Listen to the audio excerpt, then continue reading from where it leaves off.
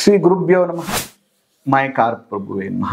ಗಣೇಶ ದೇವಿ ವಾಗ್ದೇವಿ ಮಮ ವಾಕ್ಯ ಸಿದ್ಧಿ ಕುರು ಕುರು ಸ್ವಾಹ. ಓಂ ನಮೋ ಭಗವತಿ ಚಾಮುಂಡೇಶ್ವರಿ ಮಲಯಾಳ ಸ್ವರೂಪಿಣಿ ಸರ್ವಸಿದ್ಧಿಕಾರಿಣಿ ಸತ್ಯಂ ಬ್ರೂಹಿ ಸ್ವಾಹ.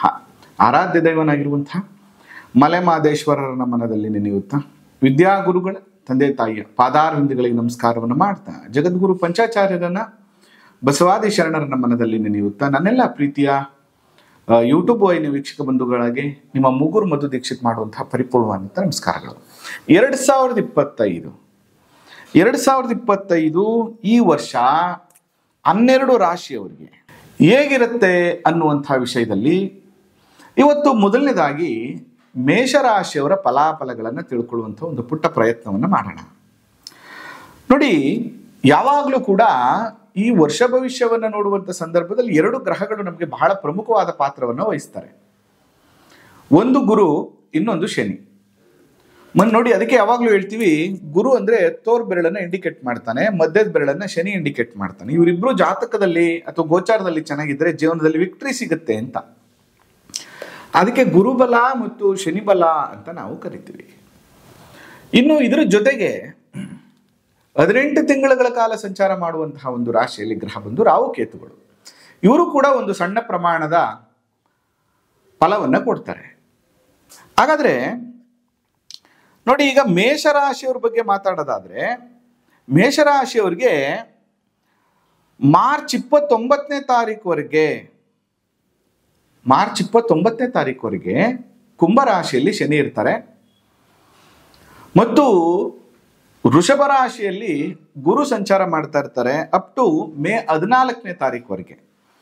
ಅದ್ರ ಜೊತೆಗೆ ರಾಹುಕೇತುಗಳು ಮೇ 18ನೇ ತಾರೀಕುವರೆಗೆ ಮೀನ ಮತ್ತು ಕನ್ಯಾ ರಾಶಿಯಲ್ಲಿ ಸಂಚಾರವನ್ನು ಮಾಡ್ತಾ ಇರ್ತಾರೆ.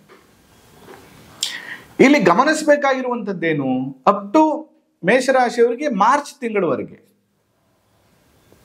ವ್ಯಾವಹಾರಿಕವಾಗಿ ಲಾಭ, ಧನ ಲಾಭ, ಆರ್ಥಿಕ ವೃದ್ಧಿ, ಕೌಟುಂಬಿಕವಾದಂತಹ ಒಂದಷ್ಟು ಸಂತೋಷಗಳು ಮತ್ತು ಒಂದಷ್ಟು ಚಿನ್ನಾಭರಣಗಳ ಖರೀದಿ, ವ್ಯಾವಹಾರಿಕವಾಗಿ ಲಾಭ, ವಿದ್ಯಾರ್ಥಿಗಳಿಗೆ ಎಜುಕೇಷನ್ ಅಲ್ಲಿ ಸ್ವಲ್ಪ ಇಂಪ್ರೂವ್ಮೆಂಟ್ಸ್ ಕಾಣುವಂತಹ ಸಮಯಗಳಿದೆ. ಇಲ್ಲಿವರೆಗೆ ಆಲ್ಮೋಸ್ಟ್ ಮಾರ್ಚ್ 29ನೇ ತಾರೀಕುವರೆಗೆ. ಅದಾದ್ಮೇಲೆ ಮೇ 14ನೇ ತಾರೀಕುವರೆಗೂ ಕೂಡ ಇದು ಎಕ್ಸ್ಟೆಂಡ್ ಆಗುತ್ತೆ. ಆದರೆ ಮಾರ್ಚ್ 29 ಕಳೆದ ತಕ್ಷಣ ಅದರ ಪರ್ಸೆಂಟೇಜ್ ಆಫ್ ಶುಭ ಫಲಗಳು ಕಮ್ಮಿ ಆಗುತ್ತೆ. ಸ್ವಲ್ಪ ಡಿಸ್ಟರ್ಬೆನ್ಸ್ ಆಗುವಂಥದ್ದು, ಬರುವಂತಹ ಲಾಭದಲ್ಲಿ ಕಡಿಮೆ ಆಗುವಂಥದ್ದು, ಸ್ವಲ್ಪ ಏರಿಳಿತಗಳು ಪ್ರಾರಂಭ ಆಗುವಂಥದ್ದು ಆಗ್ತದೆ. ಯಾಕೆ ಅಂತಂದ್ರೆ ಮೇಷರಾಶಿಯವರಿಗೆ ಮಾರ್ಚ್ 29ನೇ ತಾರೀಕಿಂದ ಸಾಡೆ ಸಾತಿ ಪ್ರಾರಂಭ ಆಗುತ್ತೆ. 12ನೇ ಮನೆಗೆ ಶನಿ ಮಹಾತ್ಮರು ಪ್ರವೇಶವನ್ನ ಮಾಡ್ತಾರೆ. ಮೇ 14ನೇ ತಾರೀಕುವರೆಗೆ ಮತ್ತು ಮೇ 14ನೇ ತಾರೀಕುವರೆಗೂ ಮತ್ತು ಮೇ 18ನೇ ತಾರೀಕುವರೆಗೂ ಸ್ವಲ್ಪ ಡಿಸ್ಟರ್ಬೆನ್ಸಸ್ ಆದರೂ ಕೂಡ ಗುರುಬಲ ಇರೋದ್ರಿಂದ ಮೇಷರಾಶಿಯವರಿಗೆ ಸ್ವಲ್ಪ ಚೇತರಿಕೆಗಳು ಕಾಣುತ್ತೆ. ಅಂದ್ರೆ 50-50 ಅನ್ಕೋಬಹುದು.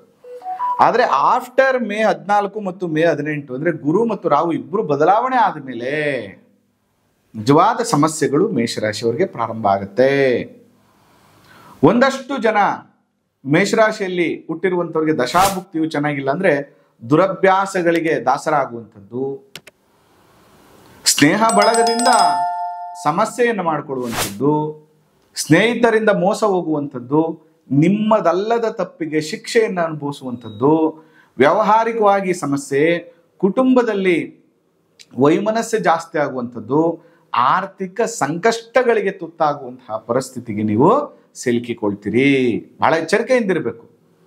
ಅದಾದ್ಮೇಲೆ ಮೇ 18ನೇ ತಾರೀಕು ಆದ್ಮೇಲೆ ತುಂಬಾ ಧನ ನಷ್ಟವನ್ನ ಮಾಡ್ಕೊಳ್ಳುವಂಥದ್ದು. ಯಾಕಂದ್ರೆ ರಾಹು 11ನೇ ಮನೆಯಲ್ಲಿ ಸಂಚಾರ ಮಾಡಕ್ ಶುರು ಮಾಡ್ತಾನೆ. ಲಾಭವನ್ನ ಕಿತ್ಕೊಳ್ಳುವಂಥದ್ದು, ಲಾಭ ಬರುತ್ತೆ ಅಂತ ಇನ್ವೆಸ್ಟ್ಮೆಂಟ್ ಮಾಡ್ಬಿಡೋದು, ಅಥವಾ ಯಾರೋ ಬಂದ್ಬಿಟ್ಟು ಇದಕ್ಕೆ ಹಾಕದೆ ಸಿಕ್ಕಾಬಟ್ಟೆ ದುಡ್ಡು ಬರುತ್ತೆ ನಿನಗೆ ಅಂತ ಹೇಳ್ತಾರೆ. ಭ್ರಮೆಯಲ್ಲಿ ಸಿಲುಕಿ ಹೋಗಿ ದುಡ್ಡನ್ನ ಕೊಟ್ಬಿಟ್ಟು ನಷ್ಟವನ್ನ ಮಾಡ್ಕೊಳ್ಳುವಂಥ ಸಾಧ್ಯತೆ. ಮತ್ತು ನಿಮ್ಮ ಕುಟುಂಬದಲ್ಲಿ ಯಾರಾದ್ರೂ ಹಿರಿಯರಿದ್ದರೆ, ಅಕ್ಕ ಇರ್ಬೋದು ಅಥವಾ ಅಣ್ಣ ಇರ್ಬೋದು, ಅವರ ಕುಟುಂಬದಲ್ಲಿ ಒಂದಷ್ಟು ಆಘಾತಗಳ ಸನ್ನಿವೇಶಗಳನ್ನು ನೋಡುವಂಥ ಪರಿಸ್ಥಿತಿಗಳು, ಒಂದಷ್ಟು ಮರಣ ಭೀತಿ, ರೋಗ ಬಾಧೆಗಳನ್ನ ಅನುಭವಿಸುವಂತಹ ಒಂದು ಪರಿಸ್ಥಿತಿ ಕೂಡ ನಿಮಗೆ ಬರುವ ಸಾಧ್ಯತೆ ಇರ್ತದೆ.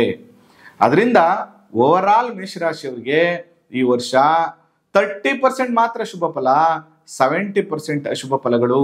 ಮಾರ್ಚ್ವರೆಗೆ ಮಾತ್ರ ಒಂದಷ್ಟು ಶುಭ ಫಲಗಳಿರುತ್ತೆ.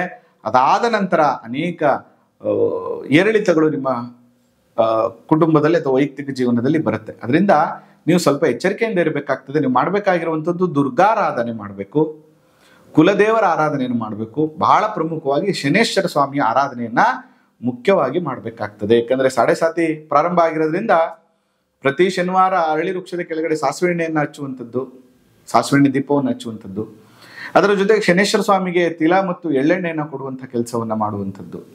ಇದನ್ನ ಮಾಡ್ತಾ ಬಂದ್ರೆ ಮತ್ತು ಒಂದಷ್ಟು ಎಚ್ಚರಿಕೆಯ ನಿರ್ಧಾರಗಳನ್ನು ಆ ಥರ ಬೀಳಬಾರ್ದು. ಏನೇ ಬಂದ್ರೂ 10 ಸರಿ ಯೋಚನೆ ಮಾಡಿ ಇನ್ವೆಸ್ಟ್ಮೆಂಟ್ ಮಾಡಬಾರ್ದು, ಮಧ್ಯಸ್ಥಿಕೆ ಮಾಡಬಾರ್ದು, ದುಡ್ಡು ಕೊಡಬಾರ್ದು, ಯಾವುದೋ ದೊಡ್ಡ ಬಿಸ್ನೆಸ್ ಕೈ ಹಾಕುವಂಥದ್ದು, ಯಾವ ಕೆಲಸವನ್ನು ಈ ವರ್ಷ ಆದಷ್ಟು ಅವಾಯ್ಡ್ ಮಾಡುವಂಥದ್ದು ತುಂಬಾ ಒಳ್ಳೆಯದು. ಇದು ಮೇಷರಾಶಿಯವರ 2025ರ ಫಲಾಫಲಗಳು.